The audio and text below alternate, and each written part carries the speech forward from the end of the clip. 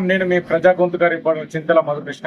ఈరోజు మనం బిఎస్ఆర్ నగర్ లో కాంగ్రెస్ పార్టీ బలపరిచిన సర్పంచ్ అభ్యర్థి గొడుగు రేణుక కమలాకర్ గారితో ఉన్నాము. వారు రాజకీయాల్లోకి సర్పంచ్ అభ్యర్థిగా ఎందుకు వచ్చారు, మరి గ్రామంలో ఎలాంటి అభివృద్ధి కార్యక్రమాలు చేస్తారు, రేపు మరి జనము ప్రజలు ఏ విధంగా ఆస్వాదిస్తున్నారు, వీరి స్వాగతం ఎలా పలుకుతున్నారు, రేపు ఓటింగ్ ఏ విధంగా ఉండబోతుంది, ఈ అభివృద్ధి కార్యక్రమాల గురించి వారి మాటలలో తెలుసుకుందాం. నమస్కారం. నమస్కారం. నేను గొడుగు రేణుక కమలాకర్, కాంగ్రెస్ పార్టీ బలపరిచిన బిఎస్ఆర్ నగర్ కాంగ్రెస్ పార్టీ బలపరిచిన అభ్యర్థిని.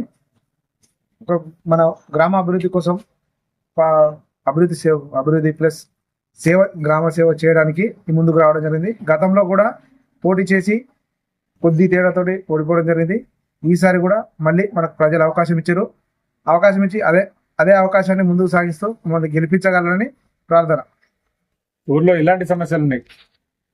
ఊర్లో వచ్చేసి డ్రైనేజీ కానీ అండర్ డ్రైనేజీస్, మెయిన్ ప్రాబ్లం వచ్చేసి అండర్ డ్రైనేజీ ప్రాబ్లం ఉంది.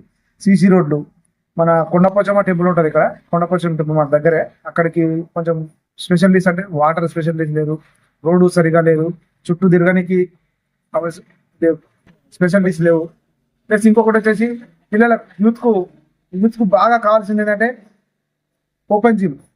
పిల్లలు కావాల్సింది ఓపెన్ జిమ్ అడుగుతున్నారు. ప్లస్ గ్రంథాలయం స్కూల్స్లో జర మన పల్లె ప్రకృతి వనం అని చెప్పేసి పిచ్చి మొక్కలు నాటడం జరిగింది.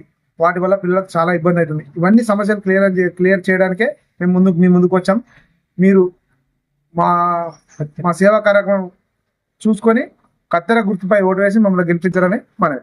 సర్పంచ్ ఇప్పుడు ఇందిరమ్మ ఇండ్ల గురించి, ఇందిరమ్మ ఇల్లు వచ్చేసి మనకు మన గ్రామం బిఎస్ఆర్ నగర్కి వచ్చేసి మన ప్రతాప్ రెడ్డి సహకారంతో, కొమ్మూరి ప్రతాప్ రెడ్డి గారి సహకారంతో 7 ఇల్లు రావడం జరిగింది, 8 ఇల్లు రావడం జరిగింది. మిగతా కూడా ఇంకా అర్హులైన వారికి ఖచ్చితంగా సెకండ్ విడతలో ఇప్పిస్తామని చెప్పేసి, ప్లాట్లు లేని వారికి కూడా ఉన్నారు, వాళ్ళకు ఇప్పిస్తామని చెప్పేసి ప్రతాప్ రెడ్డి గారితో మాట్లాడాము. ఇప్పుడు కూడా చేద్దామన్నాడు. సెకండ్ విడతలో ఖచ్చితంగా వచ్చే ప్రయత్నం మనం చేస్తున్నాం. పింఛన్లు వచ్చేసి కొత్త పింఛన్లు చాలా ఉన్నాయి.